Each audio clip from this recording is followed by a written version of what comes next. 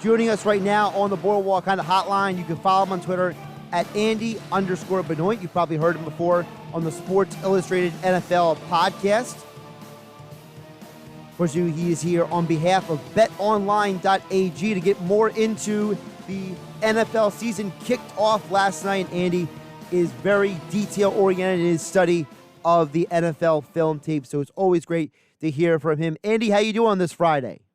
Hey, I'm doing well. How are you doing? Doing pretty good. Before we get to anything else, I got to get your perspective on that game last night because, we saw a high-powered Chiefs offense, but I got to know from you, how much of that offense last night was the Chiefs being that good versus the fact that there was no preseason, that maybe the Texans were also a little sloppy as well? No, I think it's more about the Chiefs being good. I mean, there's no preseason for Kansas City either. And what Houston basically did, I haven't got a chance to look at the All-22 on the film of it yet, but watching on TV, Houston brought a lot of pressure packages early on in the game, and then they also had two deep safeties at times, and those are kind of not conflicting tactics, but they're an unusual pairing, and I thought it was a really good-looking game plan by the Texans, and it made a lot of sense. They were going to make Kansas City beat them with their run game. No team ran the ball less often and run opportunities than the Chiefs last year. It's not in their wheelhouse because it's never had to be. And the Chiefs said, all right, we will run the ball. And that first round rookie, Edwards-Helaire, was phenomenal. And their new left guard, Kelechi Osemele, was phenomenal. And Chris Collinsworth did a great job of pointing it out throughout the game. The only thing that really stood out negatively on film with Kansas City last year on offense was their O-line didn't have a lot of power. They didn't move the line of scrimmage in the ground game a whole lot. Osemele kind of changed that, at least through week one so far. And people watching the game last night in our area, obviously their first mind goes to, Doug Pederson is from the Andy Reid coaching tree. I know they're not identical in their offenses, but what are some of the similarities between Reid and Pederson's play calling? And are there anything that maybe people saw in the game last night that could translate to this Eagles offense this year? Well, this Eagles offense has a lot more speed on it than last year. I mean, any offense could have had more speed than last year's, but they've really invested in speed, and having Deshaun Jackson, if he's healthy, I believe him when he says he can run like he always ran. He's just one of those freak of nature guys, and he's a great runner, and he's going to get over the top of your defense. So what the Chiefs do so remarkably well is leverage their speed and make you have to defend not just more vertically, but also the width of the field. And I would imagine we're going to see some of that stuff from Philadelphia now. It'll be interesting to see how they use the speed. The one thing that the Eagles do really well, and Reid does this as well, so this is another Andy Reid trickle down to answer your question, is what they call flood concepts. So one route it's all the routes are the same side of the field. One of them's deep, one's intermediate, and one's underneath. You flood the field with three routes. Every team in the league does it. No team does it more dangerously than Kansas City because of the speed. I would imagine we're going to see Philadelphia kind of in that class because Carson Wentz is an innately aggressive quarterback, and he can be especially aggressive on those flood designs, which is why you have to give him speedy receivers.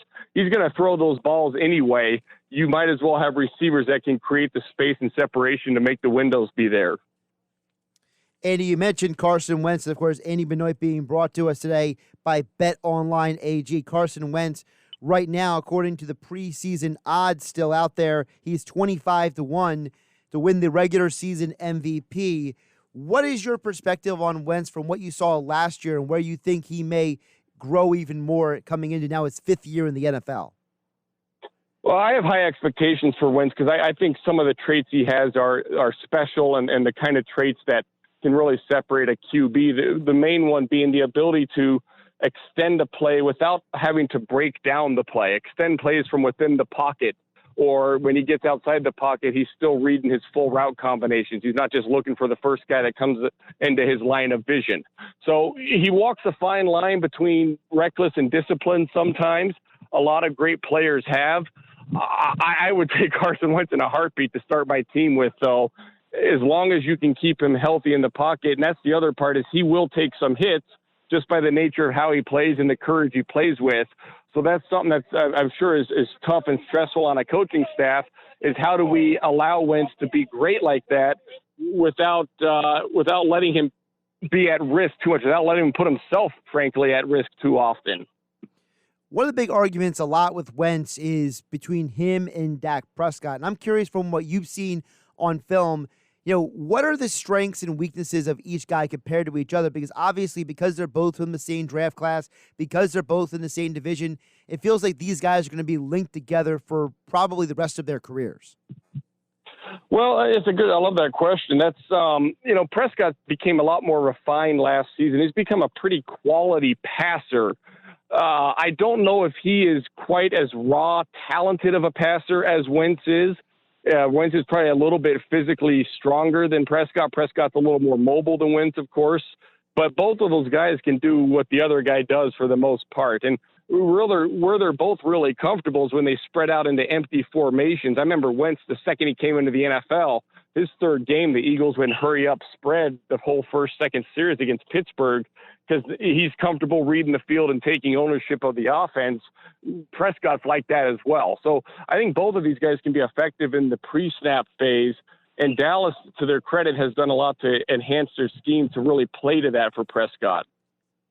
Of course, we know that the Eagles and the Cowboys are both the two favorites in their division. I know with betonline.ag, people can get on that Eagles division winner 17-10 odds. What do you think the strength and weakness of the Eagles and the Cowboys are coming into this year? Because I feel like this whole year is going to be a back-and-forth battle for who wins the division. Yeah, Philadelphia, you wonder about the right guard position with Brandon Brooks out. I think Peters can hold down the left tackle for it. That's not a bad fallback option there. Guard's a hard position to hide if you have a weakness there. And the Eagles found that out a few years ago when they were playing with Stefan Wisniewski and ultimately had to bench him from the left guard spot. It's hard to hide it because defenses have found more ways over the years to create one-on-one matchups inside. And the teams that don't have the Aaron Donald type, a lot of them will just put their defensive end inside in a two-point stance to go after the guard. That's what the Packers, for example, like to do with Zadarius Smith. And the Clowney has done that a lot on the teams he's been on over the years. So if they can overcome that problem at right guard, I think there's a lot to like about the offense. I think Miles Sanders has a chance to be a really dynamic all-around weapon for them. Defensively for Philadelphia, if the four-man rush, I don't think it'll be what it was in 2017 when maybe no rush could be that anyway. But I think it has a chance to be better than it was a year ago and really kind of reclaim its territory atop the NFL there. And if that's the case, that does wonders for the entire rest of the defense, of course. And having Darius Slay on the back end also it does give Jim Schwartz a lot more comfort with changing things up. Schwartz will go cover zero blitz a few times each game. Having a corner who can cover one-on-one against true number one receivers now, he might do that even more often. He might become that much more aggressive. Doesn't blitz often, but when he does, he brings a house, and he does it at an unusual time in the game. So that's Philly side. Dallas, that's a talented team. You wonder a little bit about their secondary. It's less talented than it was a year ago, and their new scheme under Mike Nolan, you don't quite know what it'll be for sure because it's been a while since Nolan's called plays defensively. But last time we saw him, he was really into designer pressure and bringing blitzes and overloads and disguises. And you have to have corners that can hold up and solo coverage outside if you're going to play that way.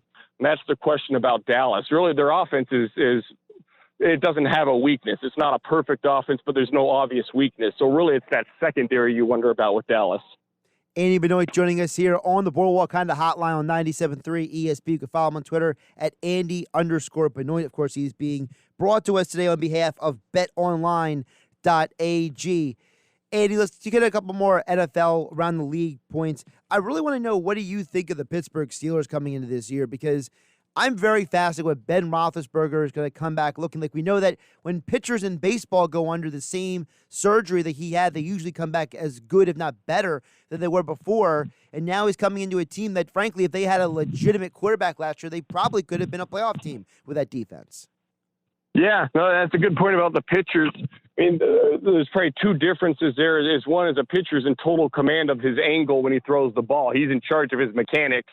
in football, the action sometimes dictates how you have to release the ball. So that'll put some stress on the elbow. Then, of course, number two is you get hit, and that's a big deal at times. And we know Roethlisberger will take some of those hits.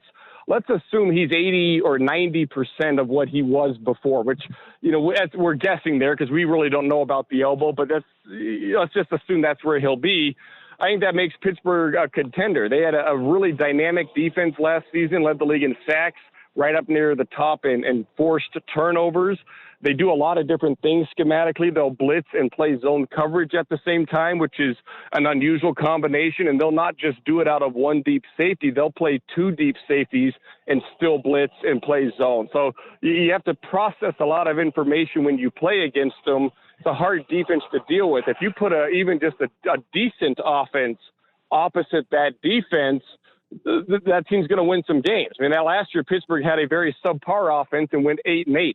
So I'm kind of with you on the Roethlisberger's back. Steelers are in the conversation thing. Of course, Steelers are right now 3-1 odds to win the AFC North with BetOnline.ag. Andy, another AFC team, another quarterback I am very curious to see also coming off of injury is Cam Newton, because we've never seen him with this kind of offense before. And he kind of implied to the media that we're going to see things from him we've never seen before. Now, that could just be, just talking to the media. But, what do you think a Cam Newton and the Patriots offense could look like?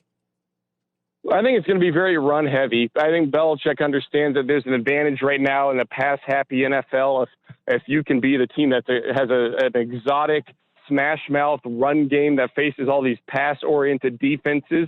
Look at what the Ravens did, or the Titans, or the Niners last year. The best running teams were the ones that won games last season. So I think they're viewing it that way.